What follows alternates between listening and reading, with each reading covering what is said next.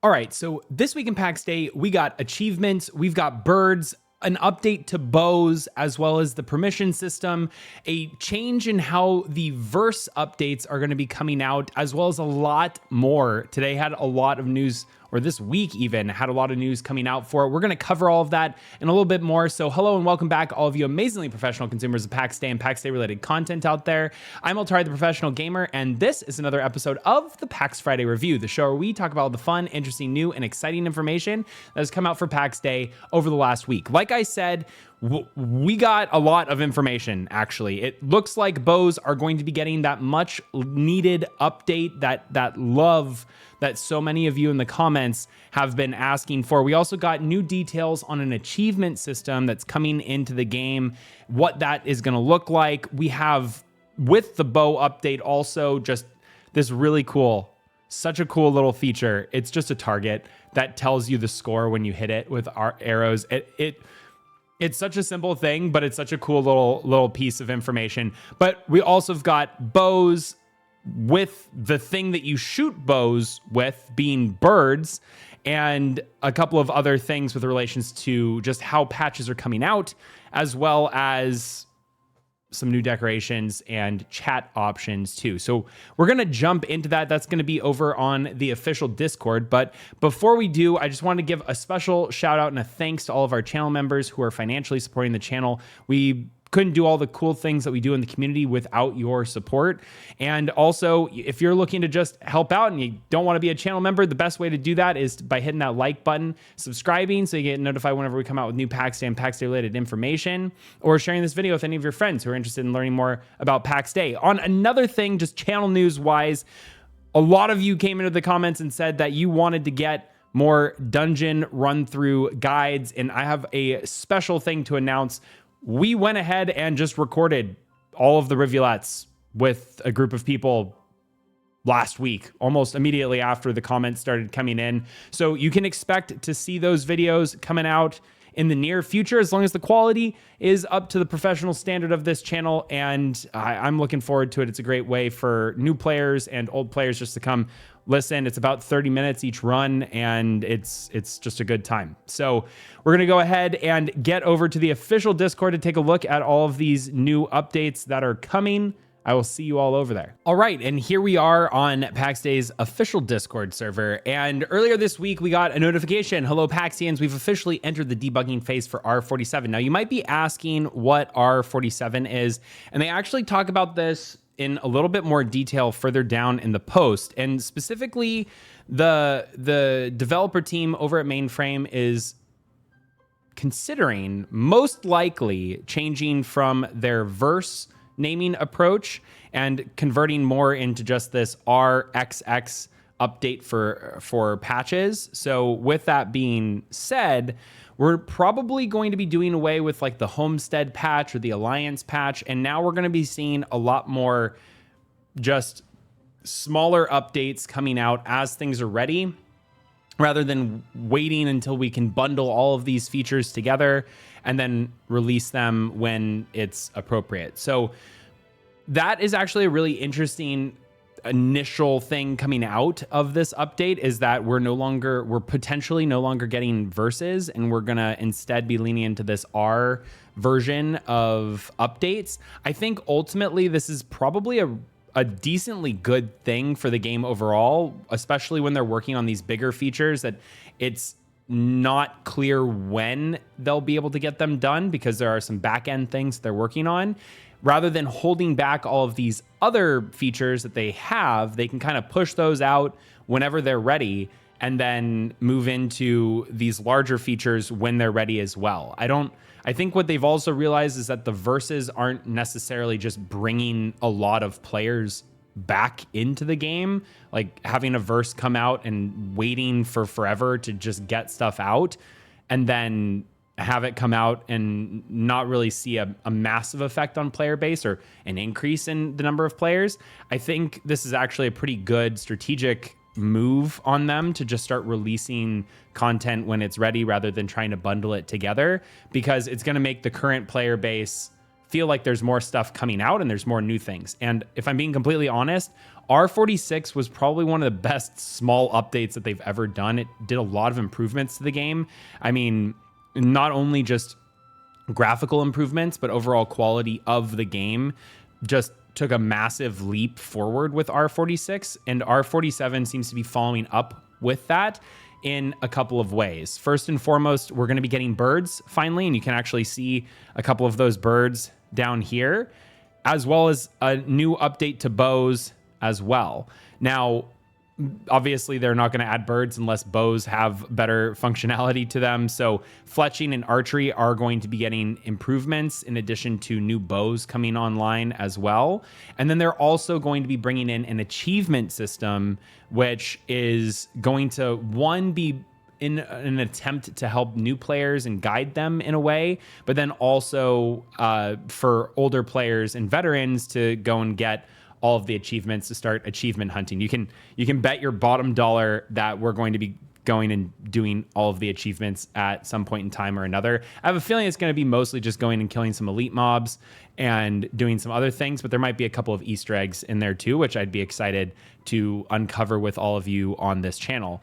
Now, with that too, we will be getting animal trophies as new decoration pieces and a new chat channel covering the entire province. So I think this is actually a really important one, first and foremost, because when you have 12 different provinces or 12 different home valleys in the same map, it can make people feel really isolated when there's only 10 or 15 people playing in each of those and they're not all playing online at the same time or something like that. I don't know what the actual numbers are. That's just an example. But by having this new layer where you can talk in province chat, it's going to make people feel like the game, it'll show you that there's a lot more people online. It'll drive more interaction.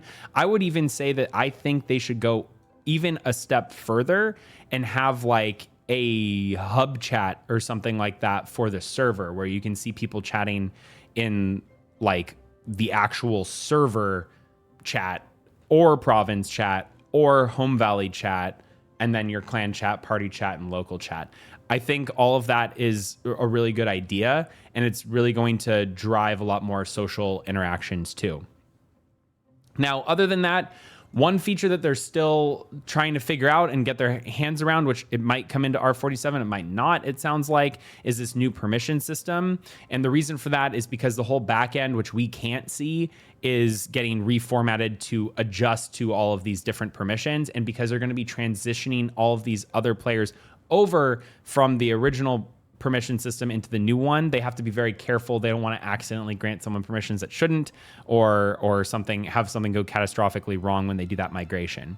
In addition to that, they are hoping to include this homesteader clan rank and permission change that will block homesteaders from destroying property and other clan members' plots and make it safer to recruit and integrate new members. So basically they can do whatever they want on their plots, but not whatever they want on all the other clan members' plots. They can still get access to things, but you can obviously still gate boxes behind different permission levels as well, which I would imagine homesteader ranking could be something that they wouldn't get access to as well.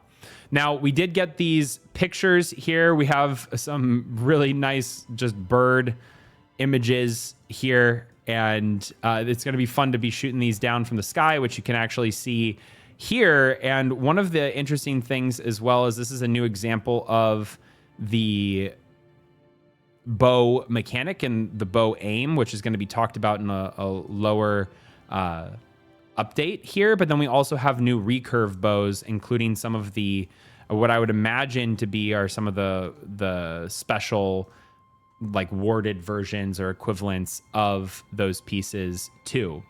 Now, with the, as of time of recording, the update that came out on Friday, we also got the update that we will potentially be getting the Arcadia PTS version of this as early as Monday of next week. So everyone could hop into the Arcadia server. You'll most likely see footage from us on the Arcadia server as well, and we'll be out there testing it too. But with that, we also got to see a couple of little tidbits of things that were shared, including this T3 recurve bow, which I would love to just reference here, is the damage characteristic associated, 161 damage. That's actually quite a bit when you think about how different arrows are going to have different effects on the bow itself. So like a steel arrow might be doing 135% damage as opposed to the normal 100.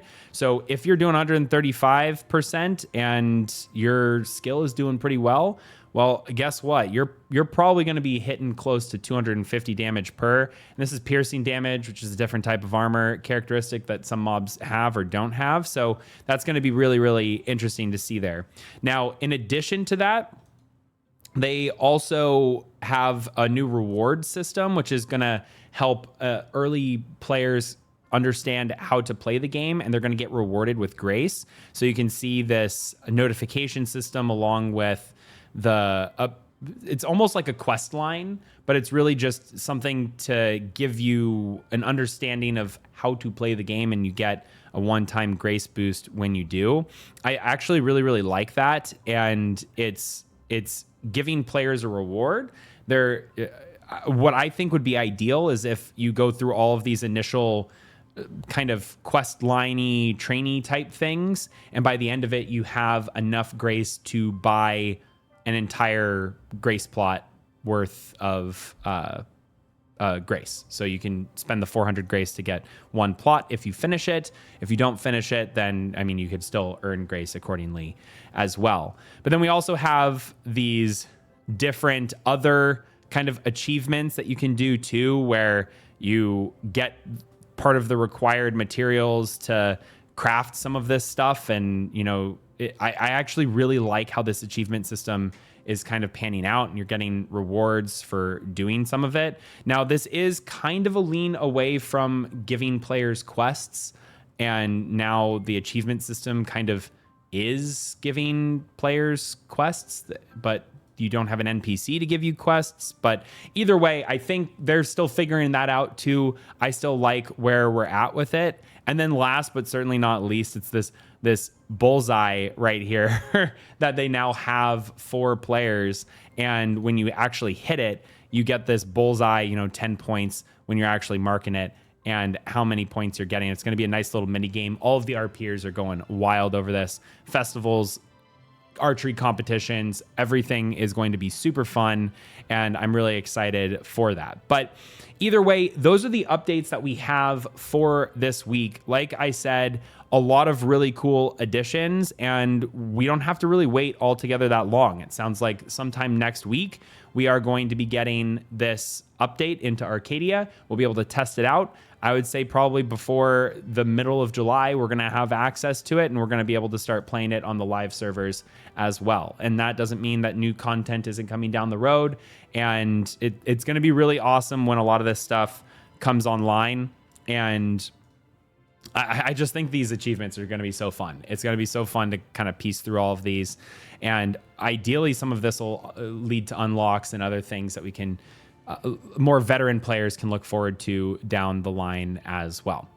But that's all we have for today's update. So if you like this video, don't forget to hit the like button, subscribe so you can get notified whenever we come out with new Pax Dei or Pax Dei related content, and share this video with any of your friends looking to stay up to date with all things Pax Dei. Like I said, be on the lookout for our first 3 dungeon run videos. Those are going to be coming out probably in the next week. So be on the lookout for those. But until the next time, I'm Altari, the Professional Gamer.